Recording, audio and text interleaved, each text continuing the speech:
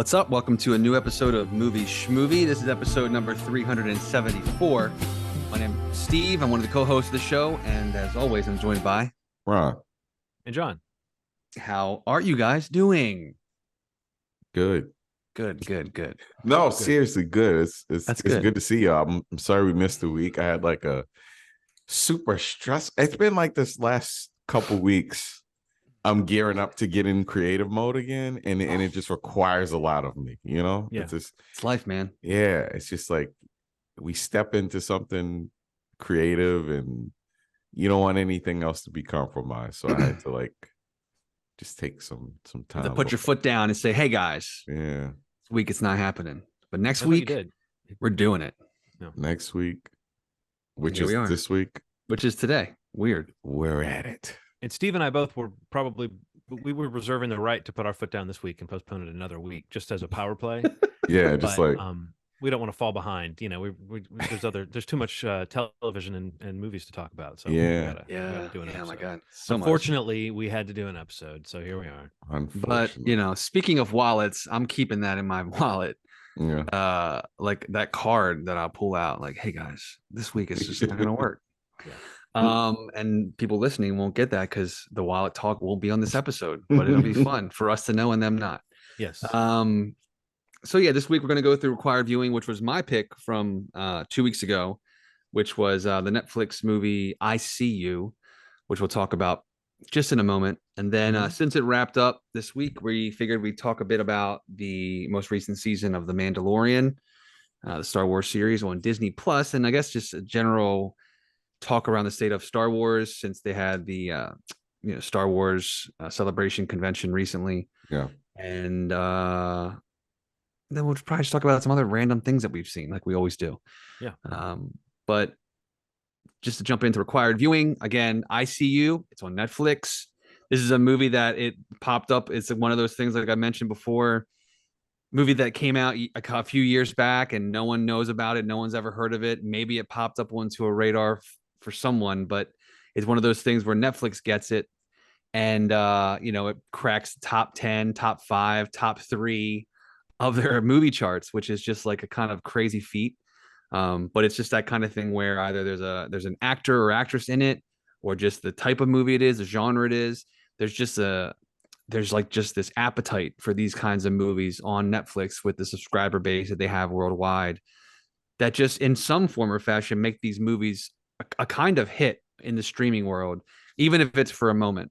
Because I think by the time we're recording this, I don't know that it's still in the top 10, but that creepy little thumbnail, even before you made us watch this, right? That creepy little thumbnail got my interest, and when I saw it's the movie that, because I had seen the trailer come up at the end of something I watched that said maybe you'll like this. So it's like it was all coming together that I was probably going to watch this anyway. But when you mentioned it, I had sort of forgotten that it had the name I See You. I'd forgotten what service it was on, and I certainly didn't really remember who was in it, or the fact that it came out in it's from a few 2019, years ago, right? I think. Yeah, 2019. 2019. So, I mean, somehow it slipped past me in its initial release too, even though it seems like the kind of thing I would have heard about. Yeah, and funny enough, like this week, even I looked at it like just to kind of glance to see if it was still in the chart, and I don't think it's in the top 10 still. But like now, the movie of the moment that is the exact same thing that this movie was is, I don't know if do you guys remember that movie, The Snowman? Yes, the Michael Fassbender movie that just was like the biggest bomb. Yeah. So that's just like tell me that's like it's like number 1 on the movie chart right now. The movie that movie is like this close to being a camp classic, but it's it's not quite. It's like it's still a little too much. Just a bad. It's just funny that a bad thriller. Wasn't it that they didn't shoot like 15% of the script or something like that? Yeah, like a fifth of the script didn't get shot. Yeah, and then they went and they edited together. Then they edited something together. Their thriller out of that. Yeah. It's crazy. I remember seeing the screening of that in theaters and just being like, "What the fuck is happening?" Yeah, and that's number 1. That's just right now. And I'm not saying that as any kind of like talk of quality. I'm just saying that. Like same thing. It's got a cast of recognizable names, or the genre mystery and it's thriller. Kind of memeable, and people took like, the tagline from the trailer and everything became a little bit of a meme. Yeah. The whole like the line about Netflix knows I've what they're given you all doing the though. clues, Like officer and all that stuff. They drop these things and they target and they market and they algorithmize whatever. I feel like you present this information to trigger me because I'm triggered. I'm super triggered now by this. Yeah. Well, since you're triggered, I guess why don't you tell me what you thought about I See You? You can start. Yeah, man. There's a saying that bothers the shit out of me. There's nothing new under the sun. Whoever said that is a stupid person that has a very limited range of adventures.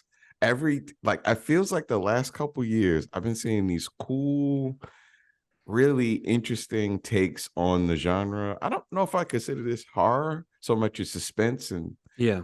thriller-ish, Yeah. but it's one of those movies like Barbarian. You'll watch it, you think it's one thing, and then holy jeez, boy, is it weirder and creepier and then within that, another twist. So it's like it's a strangely interesting movie. I had so much fun watching it. I did not think that I would. And I wound up like really being satisfied with it, really feeling like it's strange. Like I kind of wish that The Mask meant more. Like if it was like a right. Yeah, now that I see what it was, it's lost it, but like it's so iconic in my head. Like seeing that kind of under the bed. Yeah. Under the bed. Oh God, man. Like I had so much fun watching it and seeing the perspectives of what was happening. They took everything you saw and then showed it from a different angle. I'm like, this is what I wanted. That's good. Yeah, I enjoyed it. I mean, I'll say I did too. I mean, I need just to kind of keep it going. I don't know where John falls on it, but I just feel like I think it's just like a very low expectation, very easy commitment. Like, again, one of these things where you're talking about an hour and a half, maybe, barely 90 minutes. But just a kind of quick thriller, and I do like you were mentioning, Ronald. While I think there's obviously a lot of portions of the movie where there's like, I don't know so much plot holes, but just like plot missing from the story. Yeah. And with a lack of real with a lack of like a real character presence. Otherwise, I feel like that lack of plot kind of hurts a little bit. But I mean, that withstanding, I think in general, this is the kind of movie that I would definitely just recommend anybody that would be okay with just like a very entertaining, just kind of standard thriller. Yeah. I too like the kind of like shift in perspective of, and just to kind of maybe not give away the twist. I don't know if anybody's gonna find it on Netflix. I generally think we talk about these required viewings as though everyone's watched them. So I would say, you can walk up to whatever twist you want to talk about, but you don't have to reveal everything. Right, there's no way to reveal everything about this movie. This one's got a few of them in it that I feel like are kind of best if you maybe were holding tight to see how we felt about it before you commit it. I would say, it was something that I'm glad I watched, and I think it is something that where I think there's like a lot of really cool, promising things in the movie. Like I was trying to read about the filmmaker. I think his name is Adam Randall, to see if he had anything else coming up like anytime soon. And it really, there's nothing on his IMDb that is any kind of exciting, which is kind of a bummer because I think some of the way the movie shot is really cool. Like I loved like some of the shot. There's a couple shots like from across the street of the house where it kind of moves into the garage. Just kind of, we talk a lot about those like creepy shots where you kind of are looking around for something. Like, am I supposed to see something in this shot? Yeah. And you're kind of like surveying the windows of the house and like, what am I missing?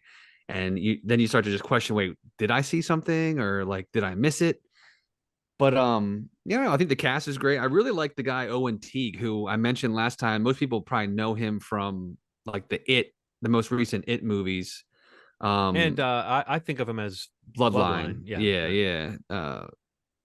But I mean, I thought he was really good in this, and I think I like seeing him in most things. He hasn't really done a ton, but he's just kind of one of those actors that you kind of I don't think he's like him, but he kind of has a bit of like a magnetism like Adam Driver has, that I kind of vibe on, especially when I saw him on Bloodline. I can see that totally.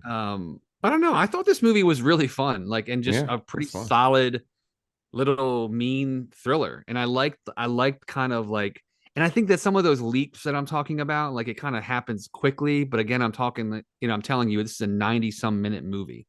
So, there's some leaps that you have to just go with, and maybe not pick apart too much, because I think otherwise, I think it's pretty easy to watch and pretty easy to enjoy.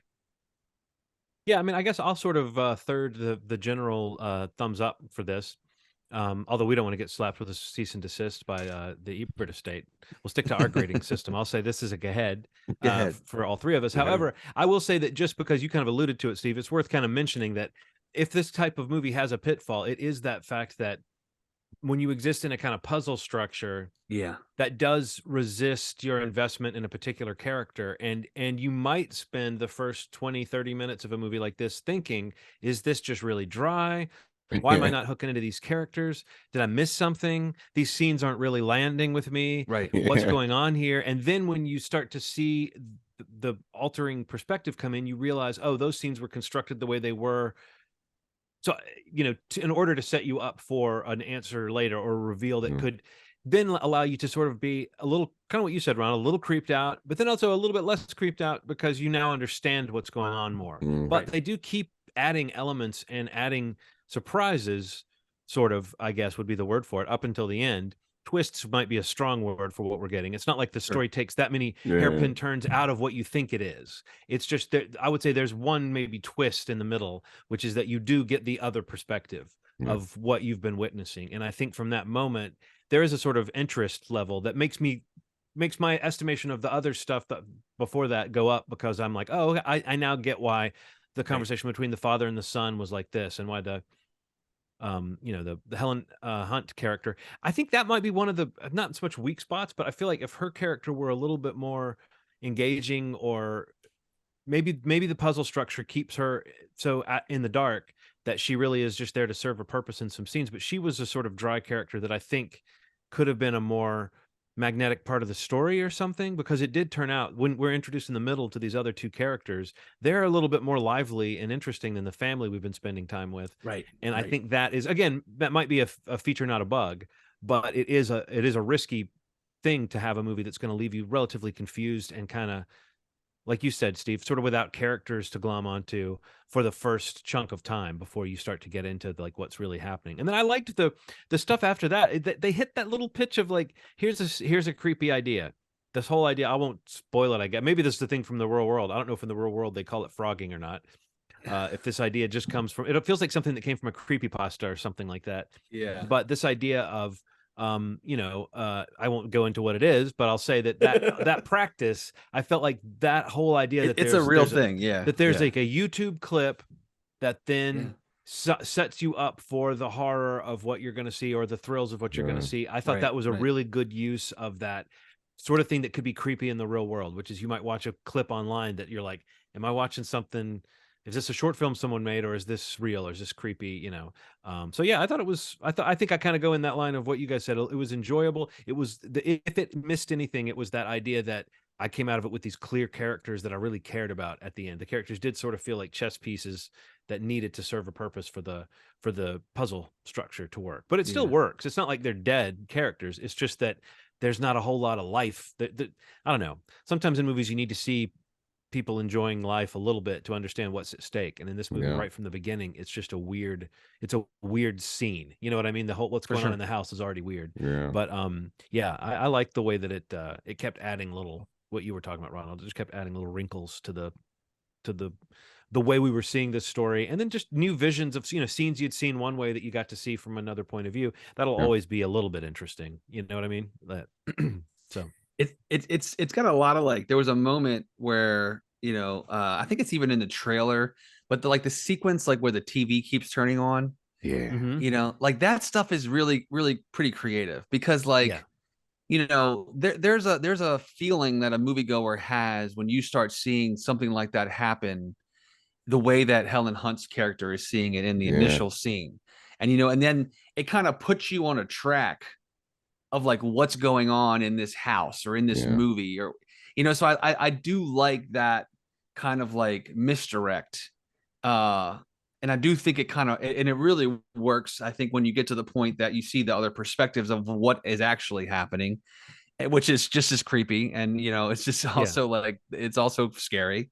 Right, it doesn't answer the question or diffuse the threat just because you know what's going on now. But there are a couple of really well staged, like somebody steps up into the background of a shot or shows up at the end of a hallway. There's a couple of those moments that are just really well blocked, well shot to make me. You were kind of referring a little bit, Ronald, to like the little heebie-jeebie moments you get from a movie like this. There were a couple of really good, like where you just tense up a little bit and you're like, oh, Yeah, dude. you know, that's that whole thing. It reminds me of that shot in The Strangers of like, oh my god, somebody in the background comes out that the character doesn't see, but we see, and that lingers with us for so long. Of like that presence is now like kind of deciding what its next move is. It's not this unthinking presence. It's got an agenda, and yeah, there's some really interesting scenes that come from that in this movie, of like the cross between the world we're watching at the beginning of the movie and then the world we're introduced to, you know, halfway. For sure. And yeah, Noah Teague is a definite standout. I was going to mention him for sure, but also he looked so young in this that I went back and looked and I was like, oh, okay, so it did come out a few years ago,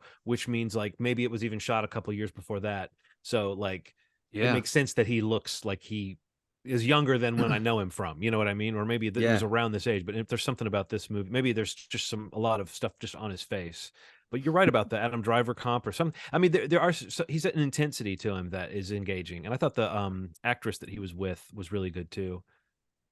What was her name? What her name was? Jackie? No, that's Helen Hunt's character.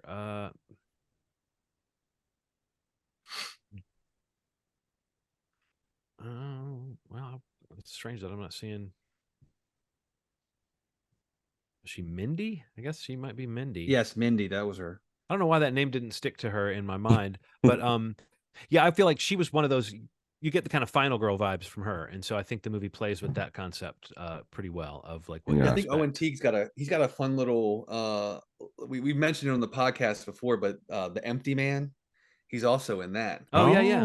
So he's got a fun little horror thriller kind of run going between that, the It movies, this. I don't know. I like him. Definitely like that guy. All right. ICU's on Netflix. It may pop in and out of the top 10 if you scroll through, but you can find it there if you want to check it out. Who's up? Who's next? I believe it's me now. Yeah, John, right? Yeah. So this is a movie that there's two reasons maybe to get into it. One is I just think there's a fun category. You referred to it one time, Steve, of like a movie that on this show, you know, you pretended to have seen or indicated you'd seen, but just to keep a conversation going, or referred to as though you'd seen. We all done it accidentally, I think. And sometimes you do it just kind of like implicitly. You don't mention you haven't seen a movie. But like, so there's movies that you feel like you should have seen and maybe feel like, have I indicated I've seen this movie? You'd think I would have seen this movie. So there's a movie that I never saw, and it's related to an upcoming release that we're all going to see and we're going to talk about on this. So it's a favorite filmmaker of this podcast, and it's a movie that I haven't seen, and it feels like a good one to watch before this next movie because it's kind of like a flip side of that. This is a movie that oh wow, a critical response to it was sort of mixed. You know, it's one of those things where it's like it's mixed, but it's like some people really liked and some people didn't, but everybody sort of had some negative things to say about 2010's Super, directed by our friend James Gunn. So this is a movie that I have not seen, and I feel like I knew all about it from the way people talked about it, and it didn't seem like it was 100% my flavor, but I decided why not watch it before we get to see the current blockbuster sort of empire maker, world builder, James Gunn. You know, this was like, you know, maybe you could have guessed he would have gotten to do a superhero movie, but this feels like a movie that would be made by someone who wasn't trying to get hired by Disney. This is the James Gunn who tweeted all that shit that got him in trouble. Yeah. So I think it's kind of an interesting thing. And also I like the cast. Yeah, I also think it represents for the lead, Rainn Wilson. This was around the time when him doing a movie felt like, oh, are we about to see him kind of jump from television screens to movie screens and be like a major comedy star? And it's interesting. He never really has. He's never like sucked in something, but he's never really been that guy, even for like the kind of fun. I mean, even the way that someone like Jesse Plemons has like managed to become like a guy who you think of in comedic terms. You know, he hasn't quite. Jesse Babyface? Well, I just mean like Jesse Plemons is like gets to do comedies. Yeah. Gets to do seasons of Fargo and stuff. And Rainn Wilson, it feels like hasn't really had that second role that is, you know, you really associate with it. So anyway, so crazy. Super. Yeah, you're right. Like damn. Which is 13 years ago. You know, that's another crazy thing. 4 years before he would do stuff for Marvel. So wow. Cool. This is looking it up real quick just for anybody wanting to watch along. If you're looking for a way to watch this for free streaming, it is both on Tubi and Tubi has everything. And Canopy. Canopy Okay. is a great service that you can get It through is. your local library system, and tons of free movies and television are on it. And Super is love one it. of the free movies. It's really cool. But yeah, it looks. Canopy. It looks like Tubi has it for free as well. I can't 100% verify that, but it's coming up as a free stream. So, Yeah. Wow. as well as Canopy. Gotta And, love it's it. on the VOD services too. You can rent it for $3 on Apple or VOD anywhere else. Cool. But yeah, I remember seeing this when it came out, but I haven't seen it since then. So I'm excited to watch it again. I just remember it feels blood. like it would get. What were you about to say? I just remember blood. I don't remember anything else. I just remember blood being in the movie and rain running. That is accurate. There's definitely both of those things. Yeah. I feel like my mental image of what might be in it overlaps a little bit with Kick-Ass, of just here's a guy who goes out to be a superhero and gets his face beaten in, like that notion. And maybe that's a reason why this movie hasn't come up as much in conversations, is because Kick-Ass was the sort of more down the middle version of a similar thing. But Right. No, I'm looking forward to checking it out. There we go. All right, so let's go on to next topic for the episode, which is this recap or just overall feelings for the newest season of The Mandalorian, season 3 of The Mandalorian. It's crazy that it's like 3 seasons of the show already. 3 seasons. You just went through the whole. He just had those all bottled up, waiting to go through it. It's a trap. You forgot it's a trap. Oh wait. No, one of my best yes. ones. One of my best ones. Yes.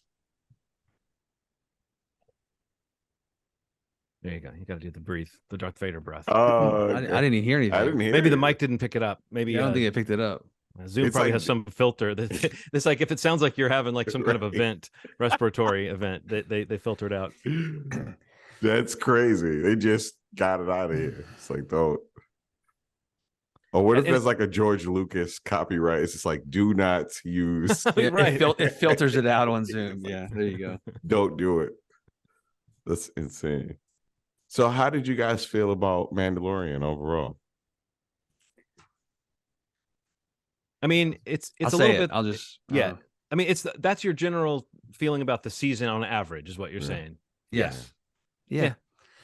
I mean, I feel so. like I think there are moments that look really fun and cool, and the best thing Star Wars still does is that shot of somebody like a Mandalorian like blasting on their jetpack out of one ship into another ship, and the ship's going through the clouds. Like they still have these well-designed sequences, and they still have these moments where you can tell they really tried to go into like, okay, what's the atmosphere like in this place, and what's happening? There's something interesting going on with the lighting. I mean, they do that stuff still pretty well, and like visualizing certain things, and then other things are just so, on that show anyway, are just so like, I don't know, like underwritten or written for, feels like it's more kid oriented or something. Like whatever it was I liked so much about Andor that got so fully invested in, and I really feel like that writing level was missed in this. But I'm not going to be an asshole who pretends I'm not overjoyed to see fun moments with Grogu being cute or being a badass. And I really think the best moments on the show are still those sort of swashbuckling adventure moments. And even the moments where the show lets itself be kind of silly. I was not very invested in the sort of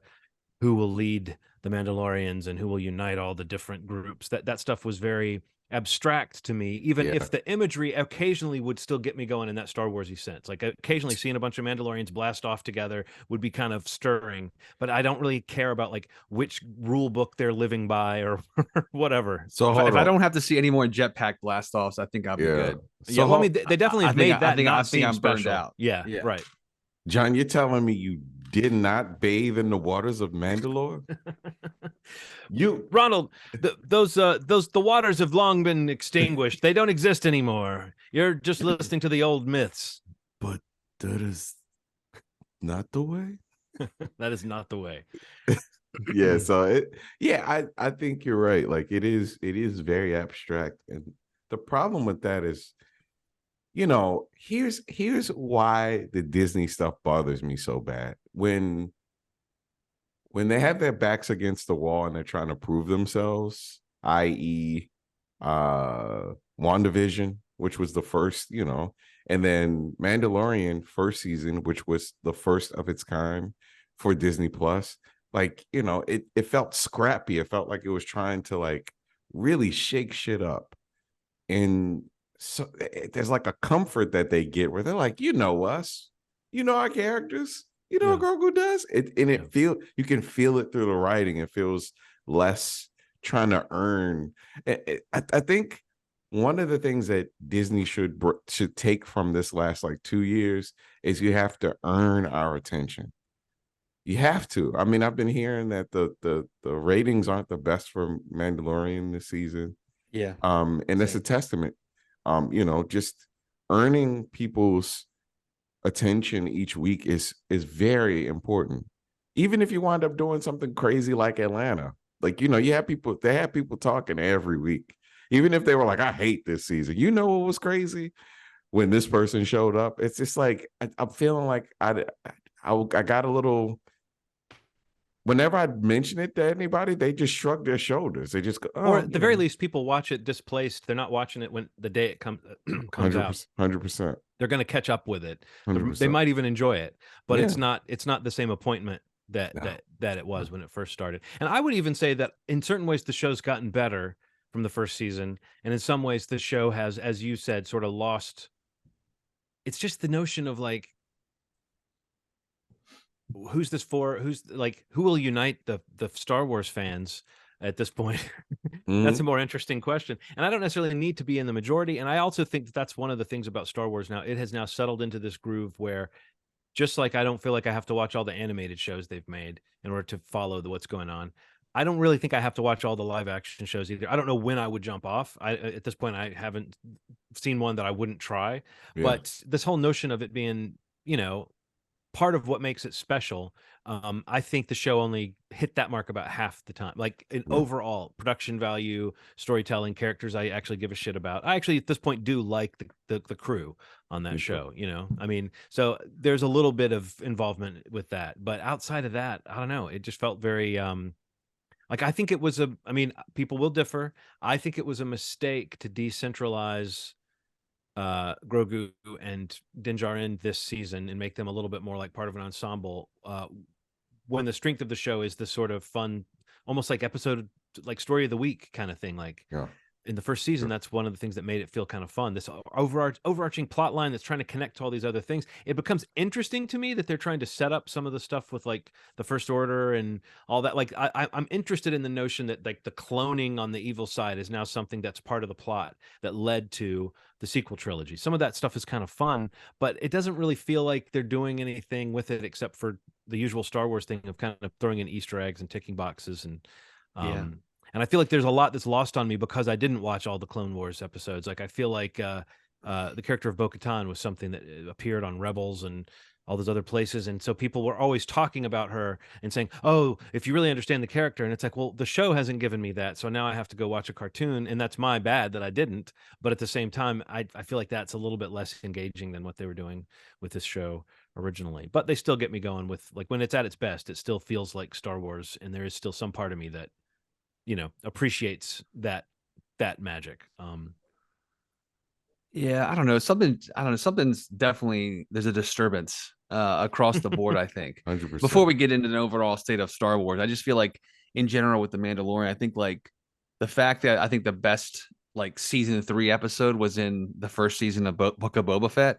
Yes. Is that like, that's a problem for this show.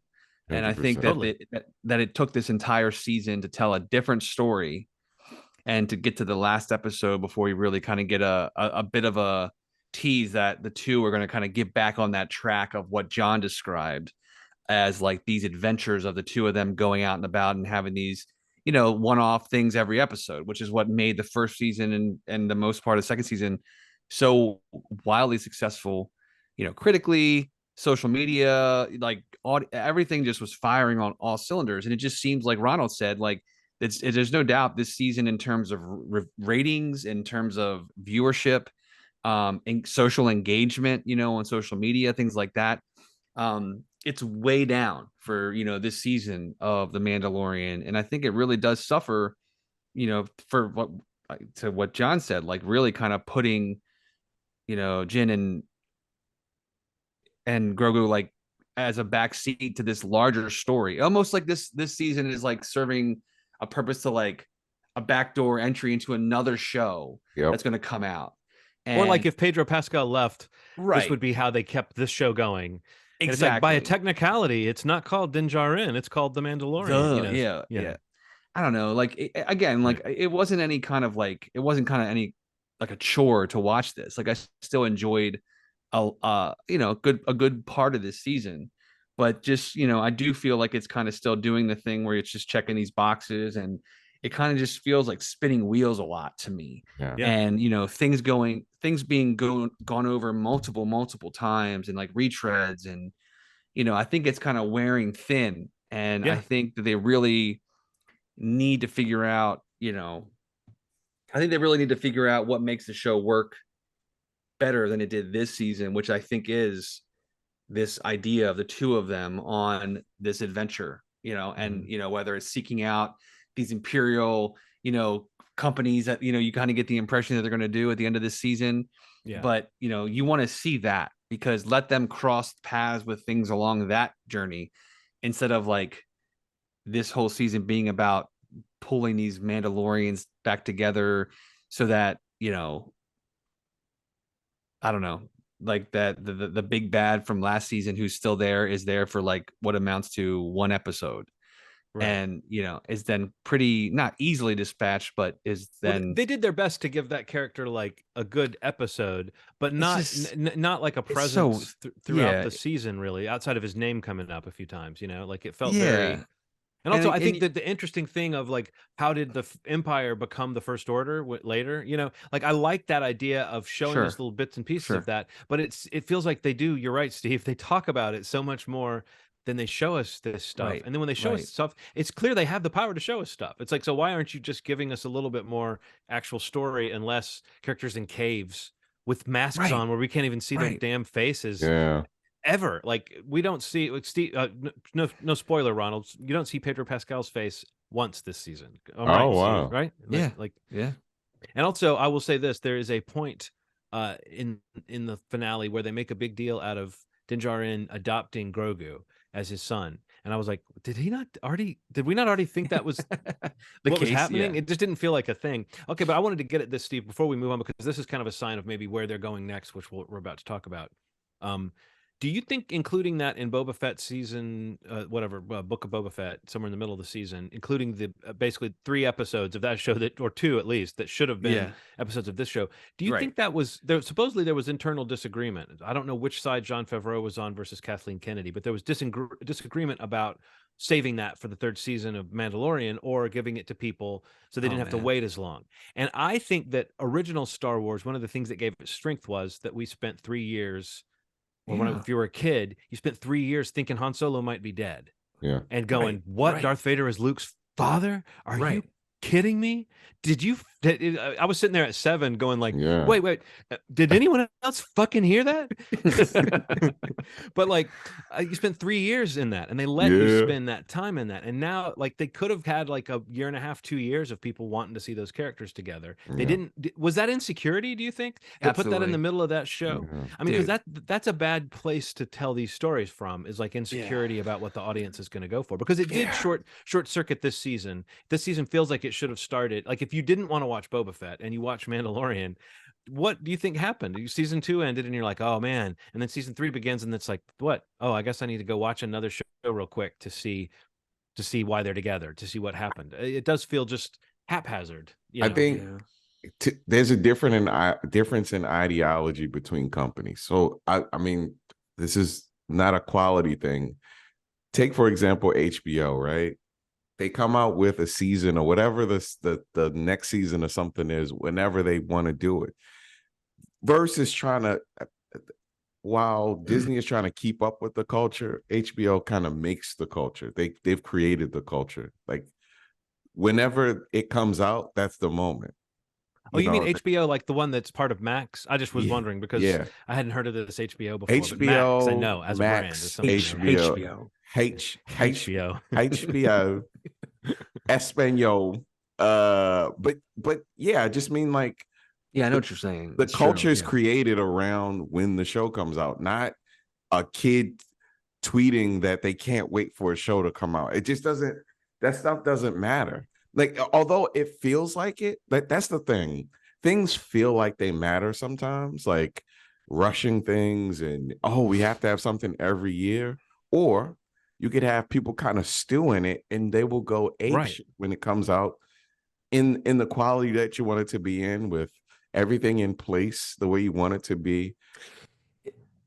It's a little different now, though, like to acknowledge that it's a different landscape, like to compare, like what John was saying, or even, something 5, 6, 7 years ago. It's a little, it's very different now because, of the competition in the landscape, whether it's streaming or theatrical, and, like the focus of viewers and the attention span of viewers is so different and so limited and so fragmented. And everything else too that's like yeah, attached to it. It's just so broken at this point that I think everybody is desperate to kind of keep eyes on, don't look over there, look over here, So I think that's really what they're suffering from. But I think the bigger problem for Disney and for Lucasfilms and, Star Wars as a brand is I think they're kind of in a corner. They're backed into a corner. Yeah. And they're trying anything and everything to kind of get back onto some sort of level of what Star Wars was really when, 7 came out, like that year before and year after was like a swell, where they capitalized successfully in every quadrant they could for the franchise.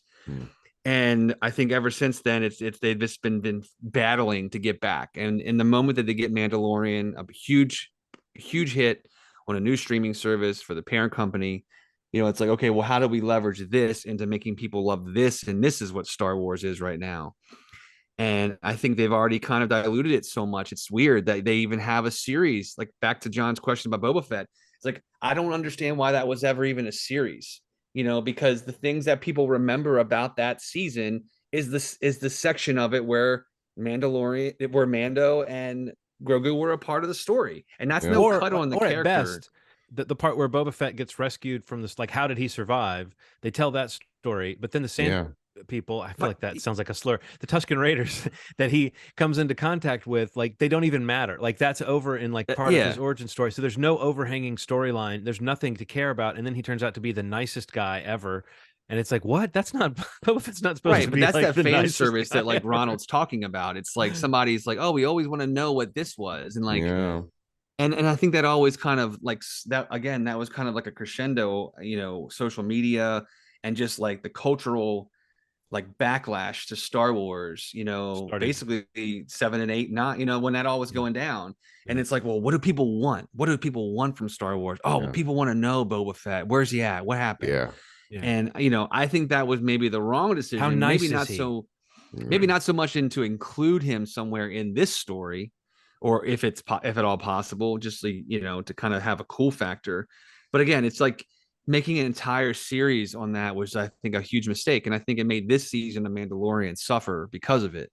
Yeah. And, I think they know that very, very clearly, especially when you look at what they're talking about with, what's coming, with Star Wars, like after, the Star Wars Celebration event that happened a couple weeks ago.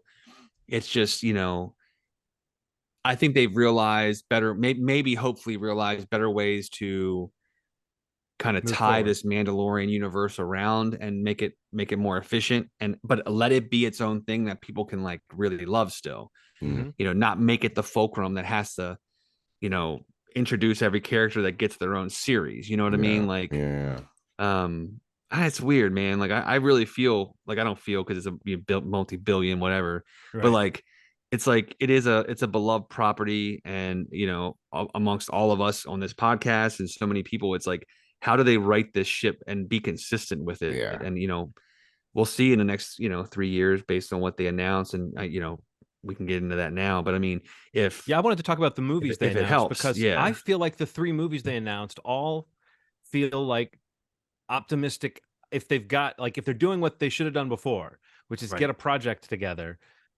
get a director, get a writer, get a story, get a thing going, get something good. I mean, they've kind of done that with these shows. It's just that we've had differing opinions about what they actually made with it. Like Andor to me is still the best. Mandalorian season 1 might be the next best thing they did. There's probably the Mandalorian's fairly consistent. I mean, you know, upcoming, they've got the Ahsoka show, which to me looks like it's got some cool stuff in it, but I also know that I'm not going to be invested in those characters because I didn't watch the Clone Wars. You don't watch the Clone Wars, as much as I should. Neither but I mean, I. I might watch a few key episodes. People are out there telling you what you need to do to know these characters. So that looks kind of fun. And I don't mind, kind of what you said a second ago, Steve. I don't mind if some of this stuff comes out and it's like, oh, this is for people who love that universe. Like, it seems like between Mandalorian and Book of Boba Fett and Ahsoka coming up, they're kind of hashing out this part of the timeline that is part of this thing that will lead to one of the 3 movies they announced, which is Dave Filoni, the longtime guy working in animation, who's kind of been Jon Favreau's right-hand guy on Mandalorian in the last couple seasons.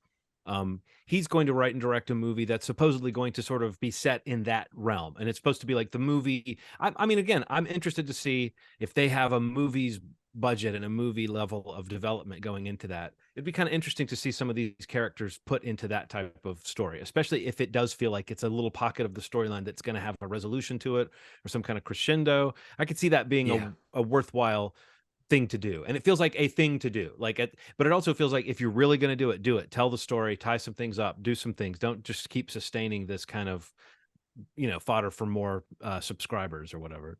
Then one of the other projects they announced is really promising to me. It's James Mangold's.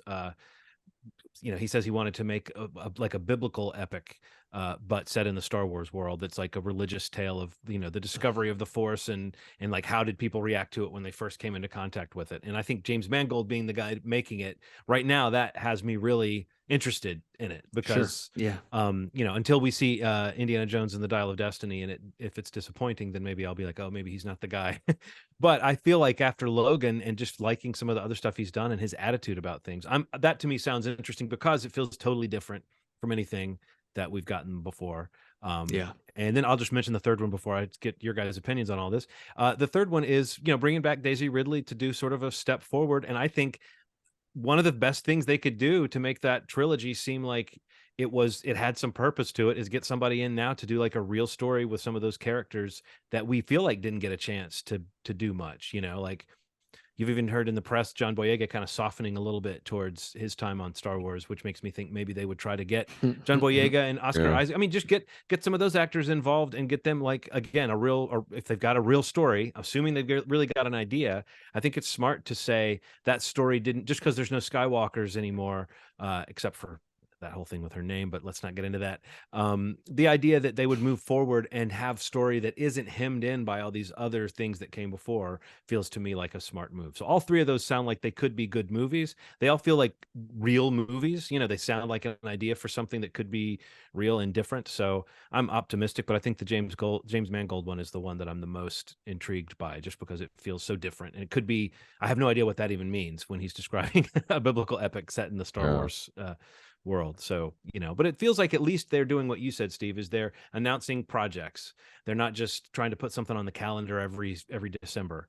So what do you guys think of the future of Star Wars based on those things? And also what would be if there is another project I didn't mention that I know the Acolyte is a pretty interesting sounding series that's coming up.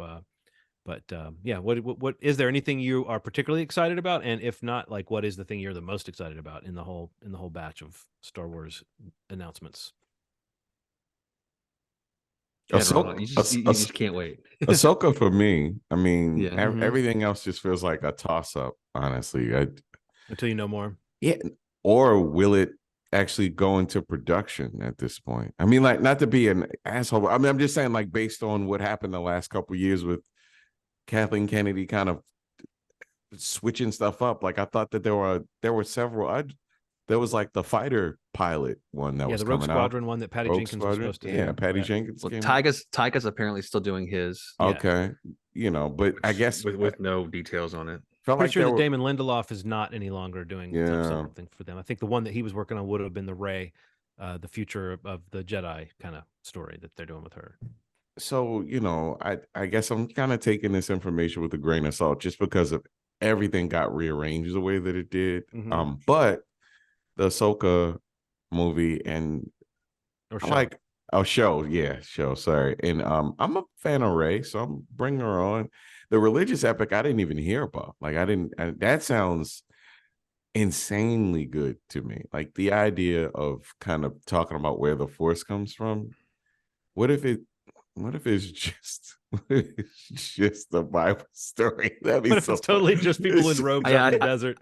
I feel like they need to tread carefully on how they talk about that movie. It's, Like it's just like, I don't know if him being like I want to make a 10 Commandments Star Wars movie is necessarily the the headline that they want. I want to see what that's about. That sounds so interesting.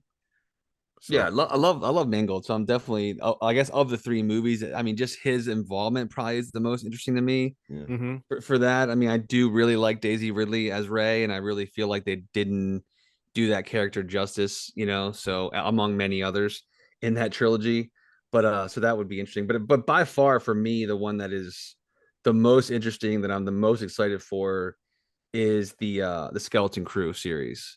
Okay. With Jude Which Law. is Jude Law, Carrie Condon. Um, but I mean, really, it's like there's a couple things about it that really kind of just speak to me, and that's just this idea that how they keep talking about it being like an Amblin-esque type of series. This idea of like a bunch of younger characters, with some sort of leadership character, going on an adventure, in the like Star Goonies in Wars space universe. or something. Exactly. Yeah. Like I'm done. I'm in. That's what I want to watch. Mm-hmm. Especially just to kind of maybe not so get away from like all the Skywalker or the Force, not to get away from all that, like, but just something different, like just like kind of Andor, even though that's happening, just before the film that we saw. I loved how it didn't have so much reliance on a lot of those buzzwords that we hear constantly in the Star Wars universe. Yeah. And it made me really care about so many other things in that world that I've never even heard of before, which is, I think, that's a huge success for it. But the other thing that's just crazy about the show is just the lineup of the directors that they announced that are sharing directing duties for the 8 episodes of the series. And just to go down the list, so it's John Watts. Some and some of the things we know him from, obviously. Yeah, so John Watts, who most people would know from like the Marvel Spider-Man series. He did the No Way Home, or Homecoming, No Way Home, or Far From Home, No Way Home.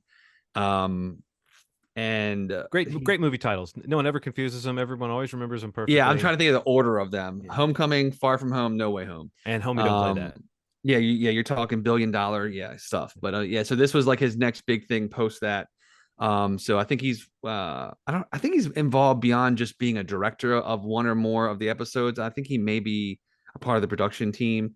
But David Lowery is one of the directors who, he's somebody we've talked about a lot on the podcast. Most recently, we all absolutely loved The Green Knight. And he did the Pete's Dragon live action remake. He did The Old Man and the Gun, which is great. The Ghost Story. Ghost Story. I think he's got a Ghost Story. What was the name of that? Ghost Story.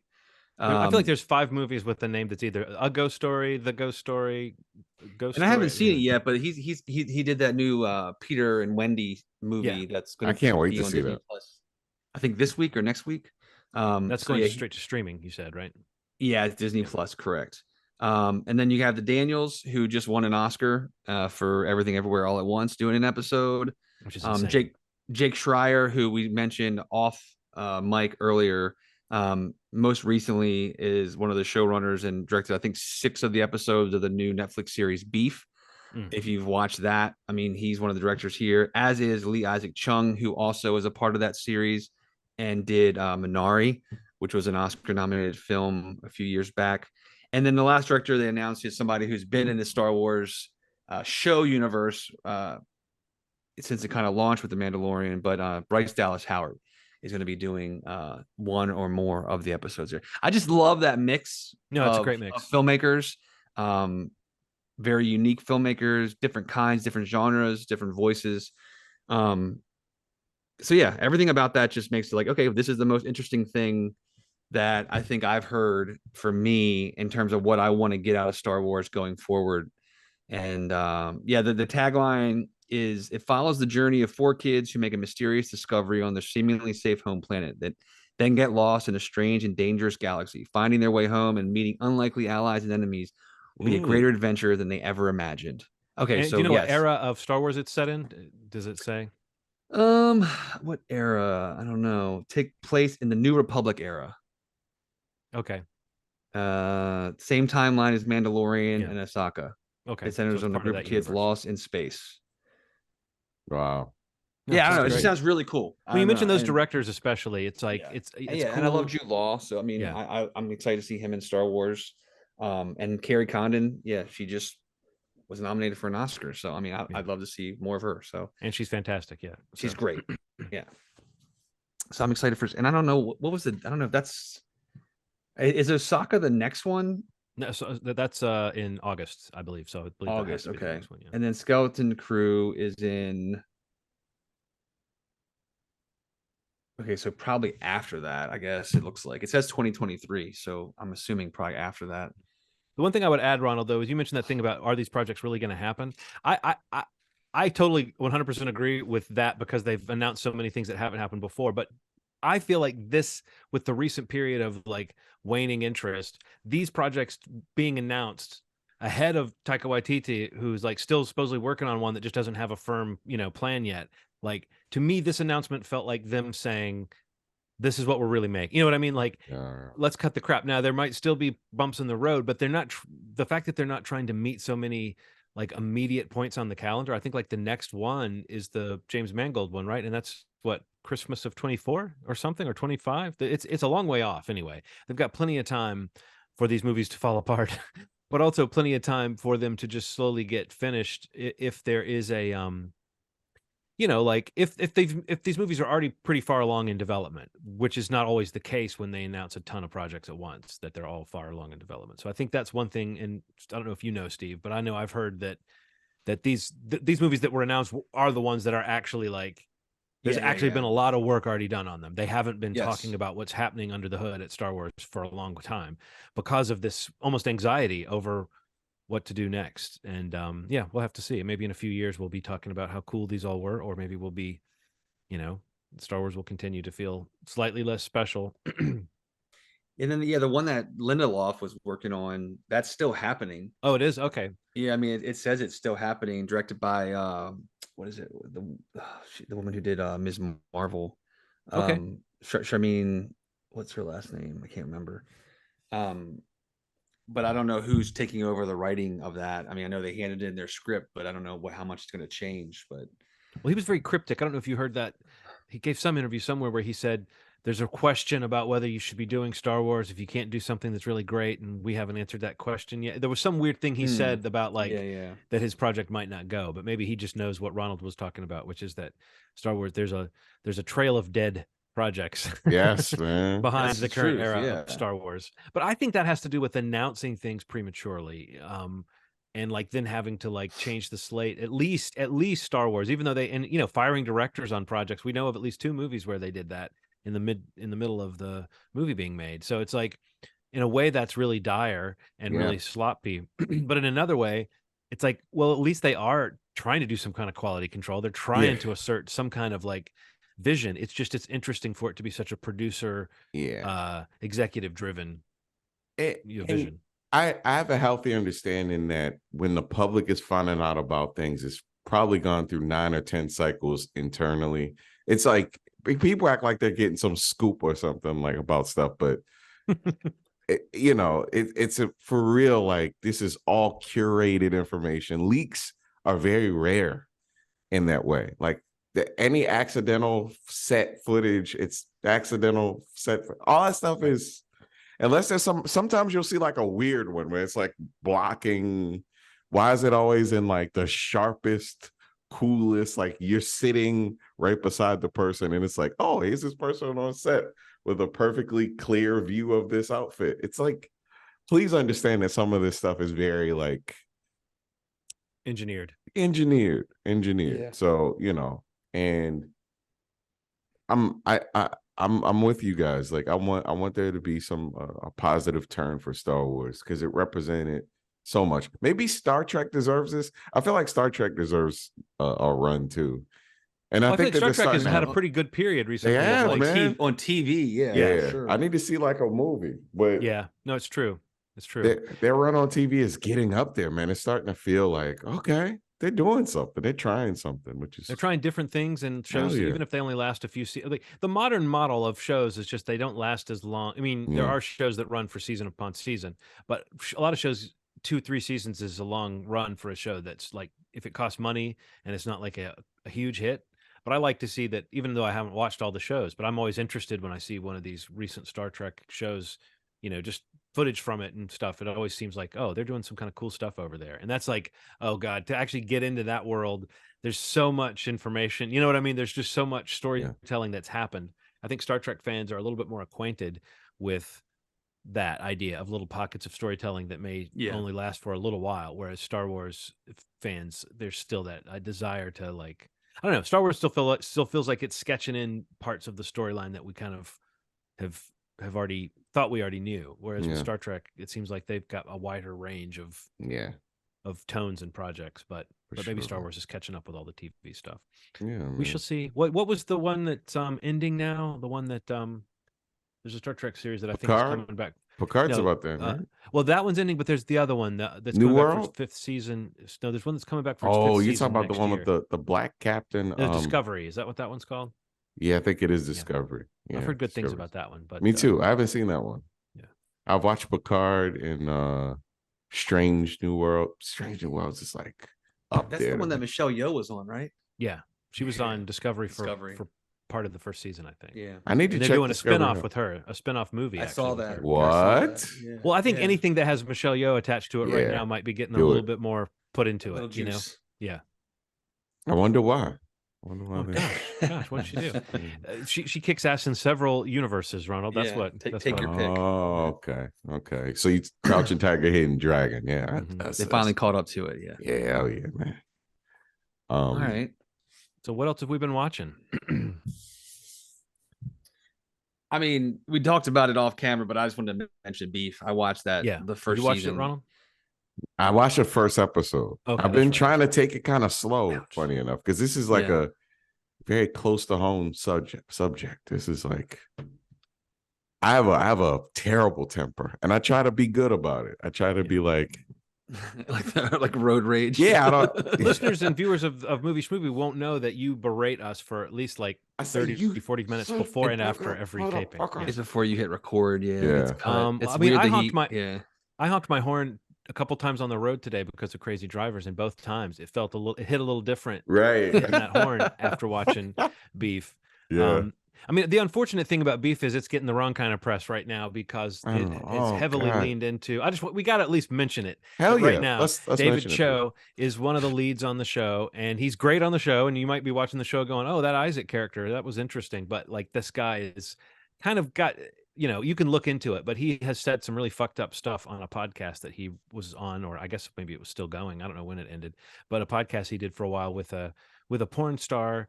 And like the idea was like him and a porn star, but then I think it turned into like a panel show. Anyway, there's several clips of odious things being said by these people, and the one thing he talked about was basically admitting to and kind of bragging about sexually assaulting or raping somebody, and then like later he backed down from this statement, and this already happened years ago, that he backed down from it and said it was all a joke, which is like a bad, terrible kind of joke, but we know people do that kind of thing. I don't know. My impression is that it was more than just a joke, and it's pretty unsettling, and it's really unfortunate that the show has sort of leaned into introducing us to this guy. I think even his artwork is used as the opening on the show when they show the title, that like there's a different painting under the title, and I think it's always his art. So they're kind of heavily leaned into him as a talent, and it's supposedly some of the people involved in the show that were his friends knew his history before bringing him in. So I think that's the other part, that like people are asking for some kind of statement from some of the other leads.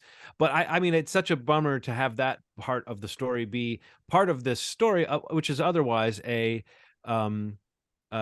great piece of like Asian representation. We don't normally see this kind of almost totally Asian cast.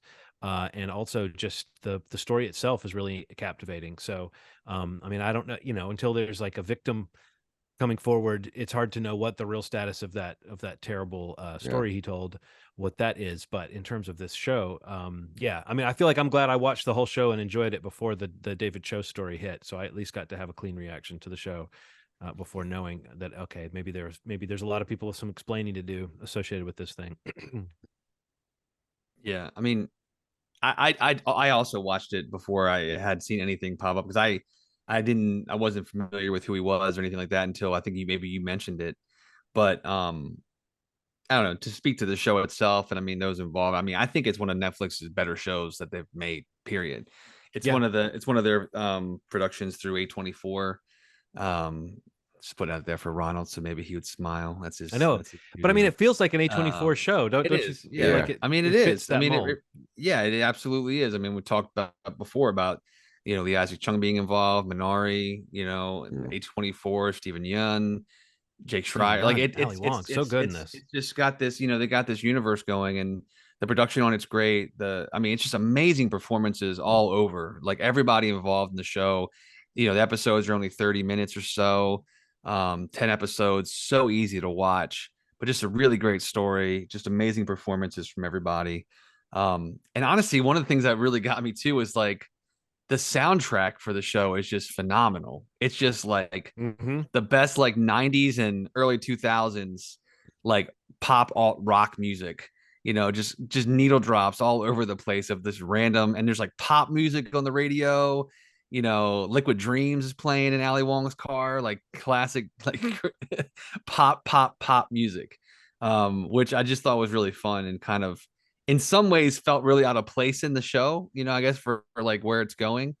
But I mean, there's even sequences where like Stephen Yun's playing guitar and singing like an Incubus song. It's just like really cool song choices for my personal taste in music. So it was really kind of cool to see that. But the show itself, cool. I thought cool if you like that music from the radio and it's like, you'll recognize all the songs, but also there's a certain kind of dark humor involved in like the church he gets involved in, and the fact that he's this kind of, kind of corny, but like you can see, I don't know, it's just really well done. And it's like, it's a great performance too, the way that ties into his character, the fact that the guy sort of, you don't expect him to have this other little thing that he does, but then he does. But no, Stephen Yeun, like, let's talk some about these leads, and Ali Wong. Like, they're both people that we knew before this, and we knew they could be good in their own ways. I don't know if I knew what a good actress she is. I feel like I'd been waiting for him to have this kind of showcase, but this is the first time I've really seen her do something more, meaty. No pun intended with the show being called Beef. But I don't know. What did you guys think? I mean, did you already know that Ali Wong could hit all these notes? I really didn't know. I mean, I expected she might be good because she's a good stand-up, but it still was kind of like, that's the revelation maybe of this series is just how she can hold the screen so authoritatively. I thought she was great in that rom-com she had on Netflix. Not that it's the same kind of, not that it's the same kind of movie, but I mean, there's definitely sequences in that where she kind of gets into more emotional stuff.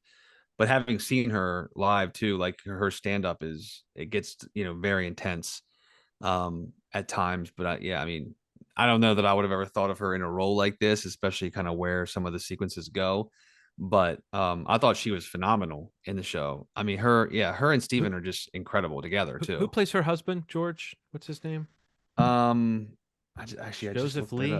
Yeah, Joseph Lee. Yep, he's really good. And you know who else is really good? And this is Maria Bello. She's like, like pitch perfect in her role, I thought. Yeah, that's what I'm saying. Like, everybody's just so good in it. And the other girl who plays the neighbor, who becomes who married or who's with Maria Bello's character, Naomi. Ashley Park. Character. Yeah, Ashley Park. She's in that. What was she in? She was in something else recently. She's gonna be in that Joyride movie. That was the big talk at South by Southwest. Right. Oh yeah, that looks incredible. That it comes out in July, which is like a Seth Rogen's production company produced. Apparently, it's apparently like hilarious R-rated road comedy, like pretty much all Asian cast. But it looks great. But yeah, seeing her pop up in this was a cool surprise because I know she's like a big part of that movie. So it seems like maybe she's gonna have a moment this summer, hopefully, with that. But yeah, I thought Beef was incredible. I mean, everything with David Cho was, whatever's going on with that. And obviously if somebody speaks up and more comes of that, that's really unfortunate and bad for the show. But I mean, and whoever was involved with the show that may have known that or overlooked it or anything like that, that's ridiculous. But I don't know. The thing I watched on Netflix, the show Beef, I thought the show was pretty great. I liked how stylistically it reminded me of some of my favorite shows that kind of break format. It has that season of Fargo kind of feel of just a situation that keeps spiraling out, but not always in the way that you think it's going to. Like there's a couple of moments where characters have a good turn in the middle of a story and you're like, oh wait, well, I wonder where this story's going. And it's like it still ends up going to the place you thought it might go in terms of intensifying. But along the way, there are several moments where the characters could get out of trouble, but there's always a misunderstanding or always a new thing. And there's always like that, oh, this person said this to this person, and then they go off and did this thing. And now that's why no one can be happy, is because somebody let something slip in front of somebody that now got spread around. And it's just like, it's such a good like comedy, dark comedy of like errors, but like there's just that whole thing of just every bad thing that people do to each other getting like piled on top of each other.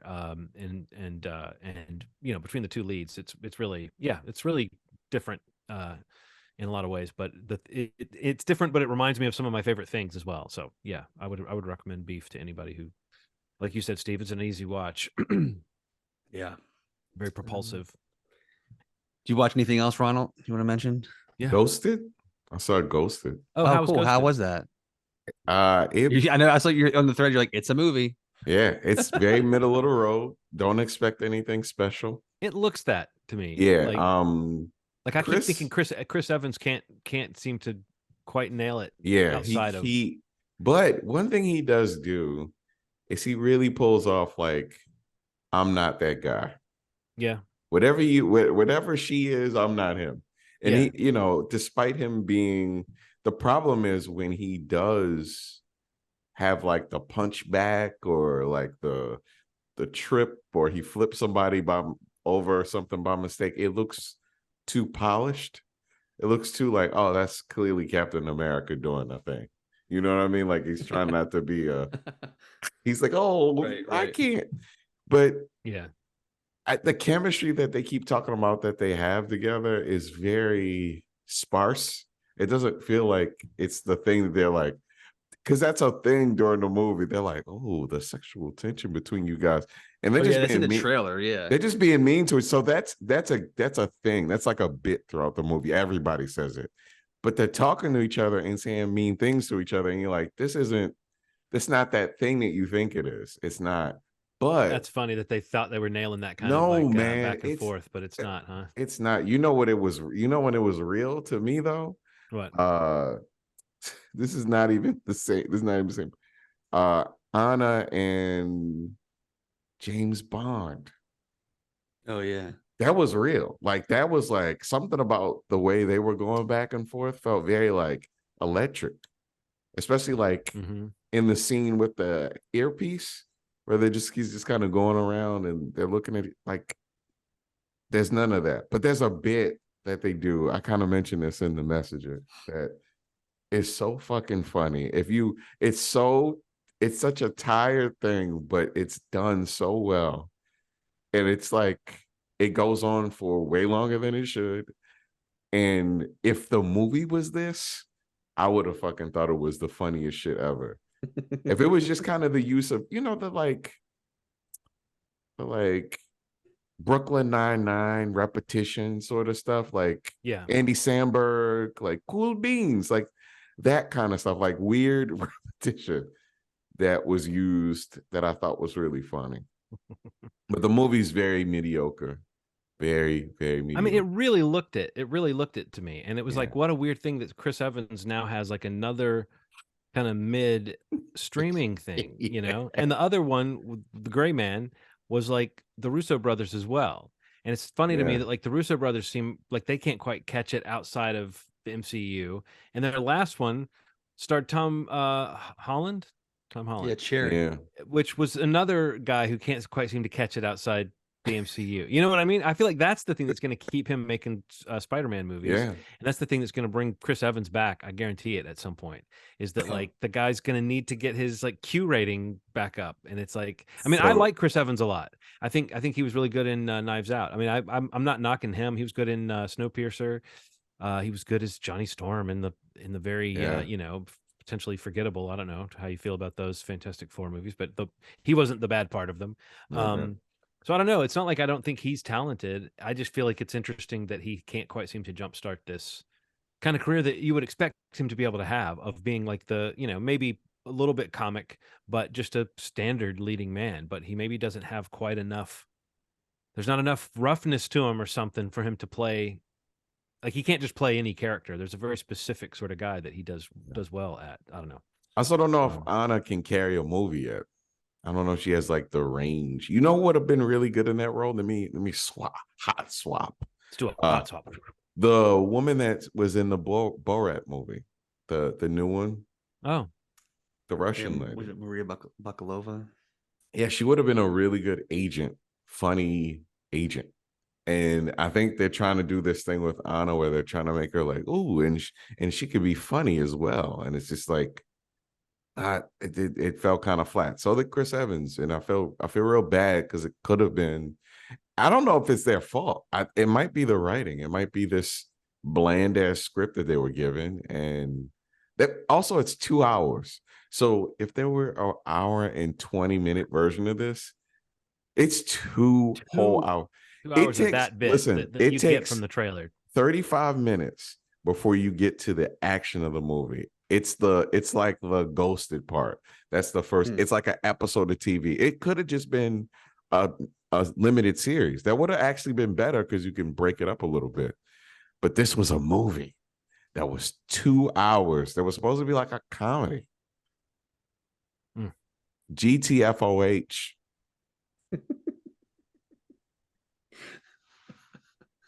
That's not how you spell ghosted. Yeah, Ronald, you got the branding all wrong on this one. I'm a dyslexic. Like that. The poster, they're like, did anybody notice that you accidentally called this movie hashtag GTFOH? Oh, shit. Like, sir, can you please escort this gentleman? Well, that's the name of the movie now. Well, I don't know. I mean, I can't say that surprises me, but I was a little bit like, yeah, maybe this is one of those that'll surprise me in the experience of watching it, you know, because a lot of times those types of movies can be sort of hard to market maybe. But what you're basically saying is that sort of mild trailer is pretty indicative of the movie. So 100%. All right. 100%. Well, what else? Anything else, guys? I just will say that I'm looking forward to the day this podcast comes out. I will probably be in a theater watching Evil Dead Rise. I cannot wait for that movie. Hopefully we'll see it too this weekend. Yeah. We can maybe cover it next week. What's the release gonna be like for this? Because like it's a HBO. It was supposed to come out on HBO Max, right? Yeah, it was supposed to be a Max original. Is it gonna have a proper release? Like, is it gonna be? I mean, it'll be out for as long as it's making money. Yeah. I mean, just look at, like, I think they're being flexible. Like, they're not going to put it in writing like Universal does, but I think Warner Brothers, they're going to say, oh, this movie makes money, we'll keep it in theaters. This movie doesn't make money. See Shazam. It's going to be in theaters 3 weeks later or whatever, or on streaming 3 weeks later. Are we getting Renfield really soon? Renfield will be out. Let's see when it came out last Friday. It'll be out next 2 Tuesdays. What is it? Wow. 17 days. Yeah. Because that movie bombed. It bombed. And it really got good reception. Like every so it'll be out review I've read last Friday. So this Friday, the following Friday. So like May 2nd or 3rd, whatever that date would be. And it sounds nice too. May 2nd, coming out May 2nd on Peabody. This sounds like. Well, Ronald, when you say it with those velvety pipes, of course it sounds good. Yeah. Thank you. I appreciate that. Yeah, I wanted to see that. I didn't get to Me check too, it out man. yet, I'm pretty excited one of those about things where I'm just gonna see it on Peabody. Yeah. The only other thing I want to mention, the last thing I was going to throw out there, I think maybe John, you may have mentioned it a few weeks back. I can't remember, but I finally caught up on the new season of Perry Mason. I love that show, man. No, it's such a great show. Like I don't know anybody else watching it besides the two of us, but like I can't wait for new episodes of it now that I've caught up. And I'm just like, that's what happened. I caught up last weekend, and then like an episode comes out Monday or Tuesday or whatever they come out. And I was like, okay, there's another one. There's another one. I just love Matthew Rhys, and I just think he's great in the character. I love the production, looks great. And I don't know. Everybody in that show is so good. It's such an easy watch. I think from the beginning, I talked about the production value being worth the watch, but it is just like a world that you just enjoy dipping into because it's so like the details. And I read something about how they do have like different historians working on the show to provide storylines and make sure that details and the timing of things is correct with what would be going on in the 30s. But they've got like a broader storyline. I think I mentioned Chinatown before of like in this, like there's this whole, like, it's not called Dodger Stadium in the show, but it's a clear analog for that. And there's a lot of idea about like the kind of, different communities that were displaced and all the stuff that had to happen to bring a stadium and build one in the middle of, the city. And so I don't know. I think there's a lot of, just really fun. It's fun to be in that world, and it's that HBO thing of like, okay, every actor is somebody so good. Like you love to see. It's either like an actor or a great character actor. Like Shea Wiggum. Shea Wiggum is great. So but yeah, I can't even quite put my finger on why Matthew Rhys is so good in this. Like, there's just something about his performance that is just so. It's pitched at such an interesting level. Like Perry Mason, the character. We've seen detectives, we've seen lawyers. There's still something unique and kind of mysterious about this guy, and yet there is also, he's kind of a nerd at the same time as being kind of a mystery man. I don't know, there's just something really intriguing, and the way that he can't help himself when he's got a case, when he's got an idea. I mean, we've seen that before, but I think Matthew Rhys delivers it in a particular kind of way of like, almost like this guy has, like I said, he just can't it's like it's a pathological thing. He can't shut his mouth. He can't, he can't stop. Like when he knows there's more to the story, he can't stop kind of shaking people's cages. Even if there's throughout the story, he seems like he wants to just drop everything. Call it a day. I don't know. It's very. And then the character of Della, is it Julia Rylance? Is that the actress that plays? She's great too. She's like it's like there's actually a moment in the newest episode where he kind of hands her the scene that would be the big Perry Mason courtroom scene, that she gets to have that moment, and it's a great moment for that character and that actress, I thought. So just to mention it, its second season is going great so far. Anything else, guys? You good? That's it for me. All right, cool. Movieschmovie.com is the website. You can check us out there and hit a link to your favorite podcast provider if you're not already subscribed. Or you could listen there. Also go to youtube.com/movie podcast. Ronald, help. Yep, that's right. Thank you. Movie Schmovie podcast. If you want to subscribe to the video version of this podcast, and if you do that, make sure you hit subscribe and hit the bell so you get notifications of new episodes as they come out. We'll be back soon. I want people to hit a literal bell when they listen to our show or watch our show. Yeah. Hit it. If you got one, hit it. We're back soon with a new episode. And just as a reminder, John's pick for required viewing next is the James Gunn 2010 film, Super, if you want to watch along with us. But as always, you've made our day. Thanks. Bye.